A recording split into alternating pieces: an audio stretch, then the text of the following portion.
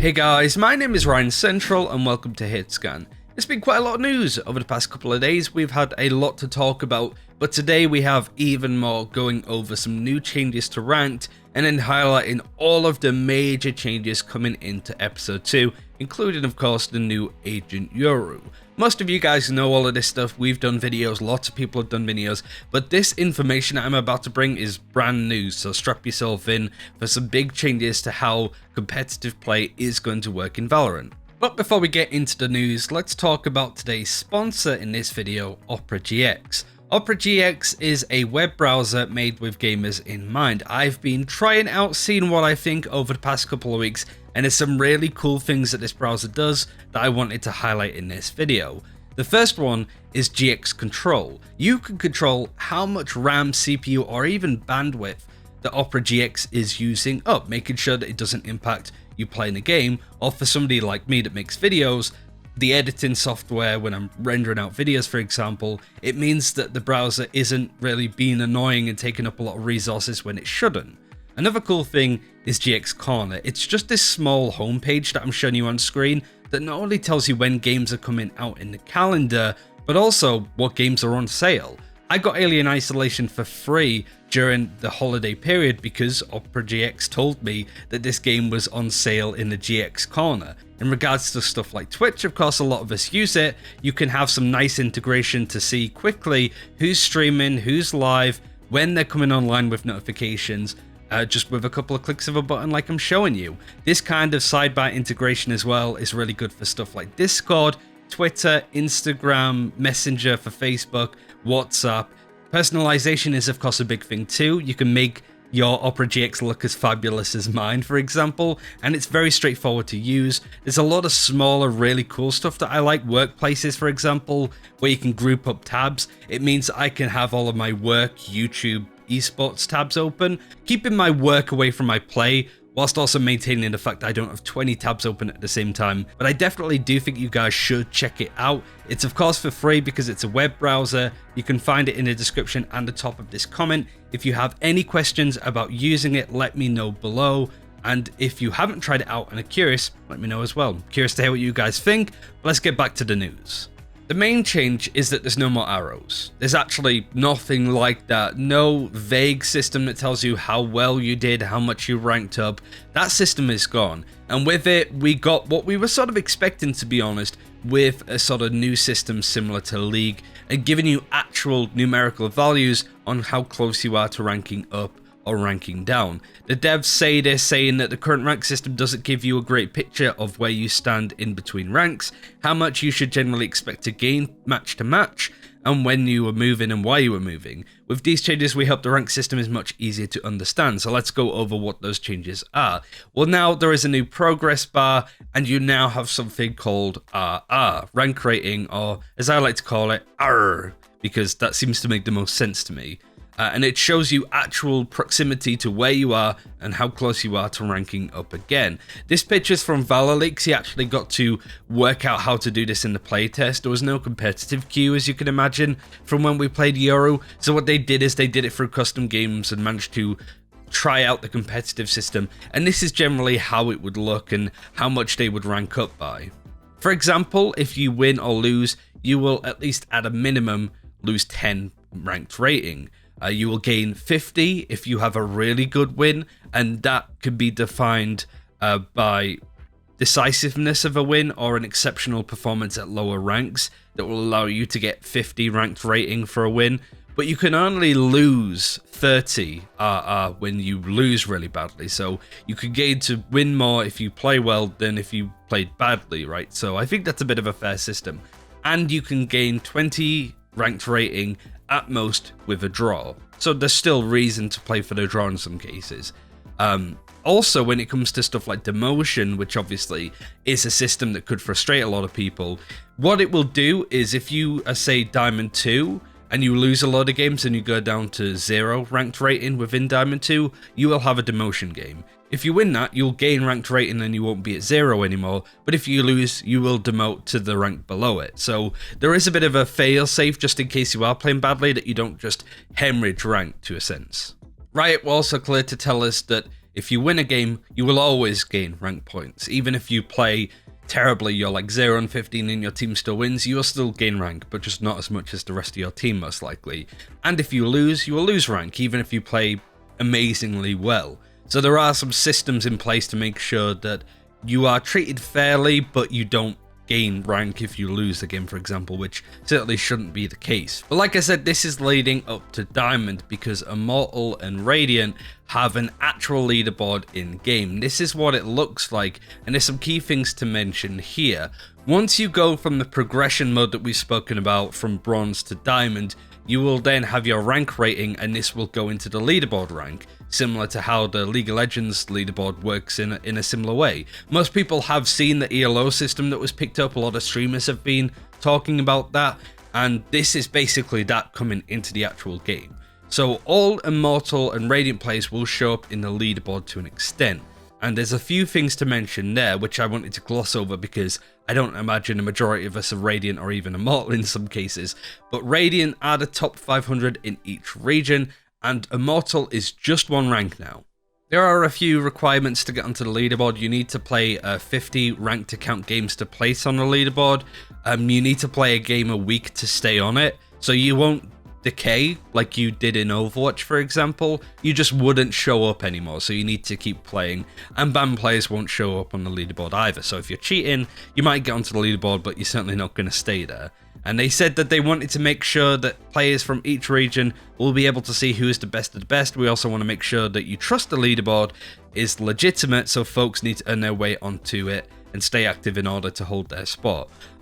The ranked experience for Valorant hasn't been stellar, to say the least. I think there's been a lot of problems with it, but I think that it's gotten away with having a pretty subpar ranked experience because the game is new and people still like playing Valorant, right? I think it's still in a good spot. But as time goes on, those rose-tinted glasses will naturally start to come off, and then people will demand more changes. So I feel like this is Riot getting ahead of the curve. These changes just put in a much more solid system that they can expand on in the future, but I certainly like where this is going. There's more of a carrot on a stick for those top players to stay playing in Immortal and Radiant and not start smurfing, for example, because they're bored.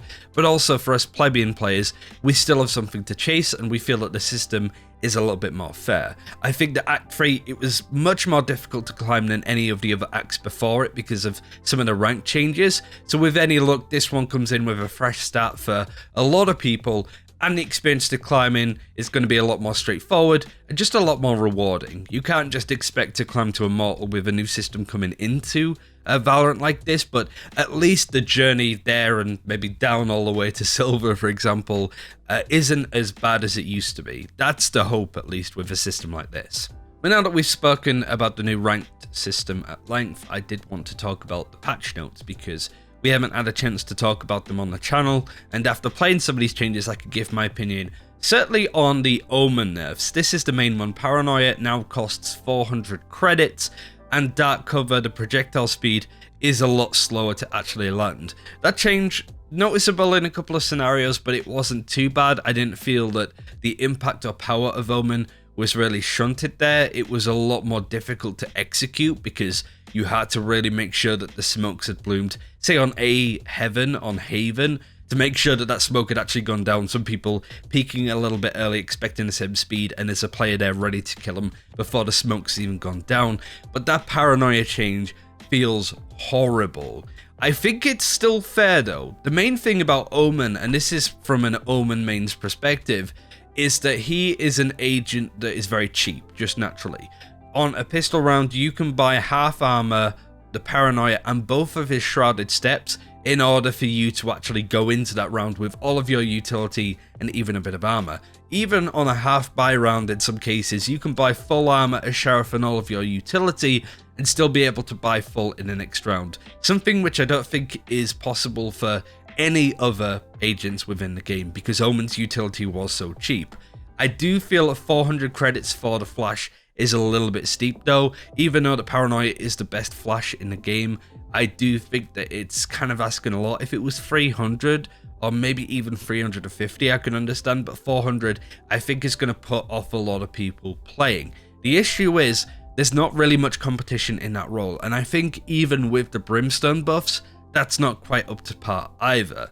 For Brimstone, his stim beacon will now quick cast, as in, as soon as you press that button you will throw it down instead of holding it in your hand to then decide what you want to do with it. The Molotov now costs 200 credits instead of 300, which is nice. The Sky Smokes, the cast range has gone up, so the range of it is a lot further, but still not as far as Omen. And now the smoke duration has gone up from just under 15 seconds to just under 20 seconds. So it lasts a lot longer. It's the biggest smoke in the game, remember, so a lot more potency from Brimstone with those smokes in play. And now Brimstone, when he's using his touchpad, you know, going beep, beep, beep, he no longer makes sound when he actually deploys a smoke. So before, if a Brimstone went to smoke and it went down, it would go beep, and you would hear that. That doesn't happen anymore. So Brimstone doesn't get baited out by his own smoke utility. Whilst I do think it makes Brimstone and Omen a lot more competitive, certainly on maps like Bind, where Brimstone was always pretty popular even when he wasn't, it's more the sense of Brimstone doesn't feel great to play a lot of cases, and Omen now doesn't feel as good to play. So I feel that in ranked play, for example, you're just not going to run a controller, which was hard enough anyway, right? I've been playing a lot of Omen because I feel Omen's always a good pick. Now he isn't. Do I play Brimstone? Well, he doesn't feel like great either all of the time. So I'm more likely to play Silver, for example, and I think a lot of people might feel the same way. I mean, it's either those two or Viper. It's a very difficult role to be playing right now, and it's going to be a bit of a problem in the future, at least I personally think. But there is a bit of good news when it comes to the classic alt fire. The jumping error has been increased from 0.4 to 1, whatever that means. The input queue on the right click has been increased, and firing consecutive shots now jumps in error. So if you're just spamming the classic, it will start to bloom and spray and errors will start to happen, so you can't just hope to spray. But the right click now has a recovery curve as well. Generally the right click is a lot weaker, jumping right clicks is a lot weaker, and even just spamming left click with a classic isn't as good as it used to be. As I'm a classic user, I am hurt. All of these changes seem to be personally attacking me, but I really like the fact that they've gone for these changes. Not too much when it comes to agent balance, but I guess they need to see how Yoru is going to come into the game, and if there's anything that needs balancing. For example, if he's too strong, he'll get pulled down. If he's too weak, he'll get bumped up a little bit.